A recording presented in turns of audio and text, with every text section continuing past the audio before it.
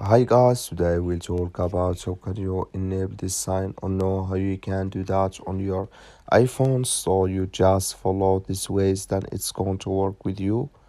So all you have to do in verse, you just click on settings, then it's going to take you to this list. It's going to show for you like this here. So then all you have to do next, you just click on your name here. You come to next step here, it's going to show for you like this.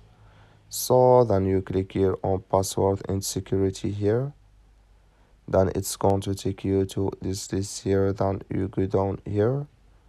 So then you come here to account automatic verification, clicking this sign like you see here. So this color show for us, that's mean automatic verification down, it's enabled with us now here. So when this color show for us, that's all. Thank you for watching. Don't forget to support us by liking and subscribe.